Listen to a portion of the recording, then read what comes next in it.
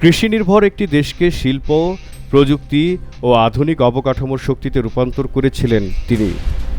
একজন চিকিৎসক থেকে হয়ে ওঠেন বিশ্বের অন্যতম আলোচিত রাষ্ট্রনায়ক, যাকে বলা হয় আধুনিক মালয়েশিয়ার স্থপতি।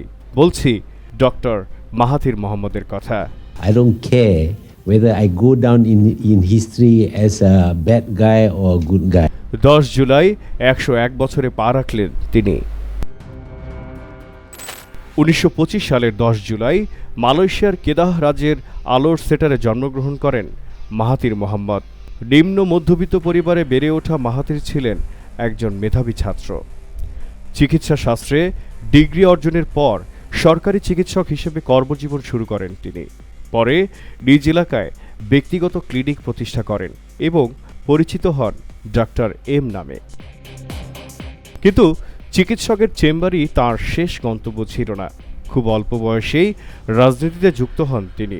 1946 সালে ইউএমএনওতে যোগ দিয়ে শুরু হয় তাঁর রাজনৈতিক যাত্রা। নানা উত্থান পতনের পর 1981 সালে 56 বছর বয়সে মালয়েশিয়ার চতুর্থ প্রধানমন্ত্রী হন। এরপর টানা 22 বছর দেশ পরিচালনা করেন মাহাথির। তাঁর নেতৃত্বে মালয়েশিয়া কৃষি নির্ভর অর্থনীতি থেকে শিল্প ও প্রযুক্তি নির্ভর অর্থনীতিতে রূপান্তরিত হয়। পেট্রোনাস টুইন টাওয়ার, কুয়ালালামপুর আন্তর্জাতিক বিমানবন্দর, পুত্রাজায়া প্রশাসনিক নগরী, নর্থ সাউথ এক্সপ্রেসওয়ে, শিল্পাঞ্চল ও আধুনিক মালয়েশিয়া। মাহাথিরের সময় গড়ে ওঠে এসব মেগা প্রকল্প। বিদেশি বিনিয়োগ বৃদ্ধি, রপ্তানিমুখী শিল্পায়ন, ইলেকট্রনিক্স, স্টিল ও অটোমোবাইল শিল্পে মালয়েশিয়া নতুন উচ্চতায় পৌঁছে। 1991 সালে তিনি ঘোষণা করেন ভিশন 2020, যার লক্ষ্য ছিল মালয়েশিয়াকে উন্নত রাষ্ট্রে পরিণত করা। তার আমলে শিক্ষার হার বৃদ্ধি পায়, কর্মসংস্থান বাড়ে, দারিদ্র্য কমে, মধ্যবিত্ত শ্রেণী শক্তিশালী হয় এবং মাথাপিছু আয় উল্লেখযোগ্যভাবে বৃদ্ধি পায়। রাজনৈতিক স্থিতিশীলতাও অর্থনৈতিক প্রবৃদ্ধিকে ত্বরান্বিত করে। তবে মাহাথিরের দীর্ঘ শাসনকাল ছিল বিতর্কমুক্ত নয়। ভিন্নমত দমন, গণমাধ্যমের ওপর নিয়ন্ত্রণ এবং রাজনৈতিক প্রতিপক্ষের বিরুদ্ধে কঠোর অবস্থান নেওয়ার অভিযোগও রয়েছে তাঁর বিরুদ্ধে। সবচেয়ে আলোচিত অধ্যায় ছিল তাঁরই রাজনৈতিক উত্তরসূরি আনোয়ার ইব্রাহিমের সঙ্গে বিরোধ। একসময় যাকে উপপ্রধানমন্ত্রী ও ভবিষ্যৎ নেতা হিসেবে তুলে ধরেছিলেন মাহাথির, সেই আনোয়ারকেই 1998 সালে বরখাস্ত করা হয়। পরে তাঁর বিরুদ্ধে দুর্নীতি ও সমকামিতার মামলা হয়। আনোয়ার ইব্রাহিম বরাবরই এসব অভিযোগকে রাজনৈতিক উদ্দেশ্য প্রণোদিত বলে দাবি করেছেন। 2003 সালে স্বেচ্ছায় ক্ষমতা ছাড়েন মাহাথির, কিন্তু রাজনীতি থেকে পুরোপুরি বিদায় নেননি। 2018 সালে 92 বছর বয়সে দুর্নীতি বিরোধী আন্দোলনের প্রেক্ষাপটে আবার সক্রিয় রাজনীতিতে ফেরেন।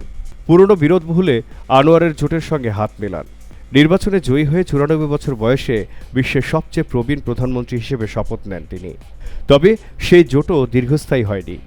2020 সালে পদত্যাগের মধ্য দিয়ে সরকারের পতন ঘটে। এরপর 2022 সালের নির্বাচনে নিজের সংসদীয় আসনও হারান মাহাথির। 1969 সালের পর এটিই ছিল তাঁর প্রথম নির্বাচনী পরাজয়।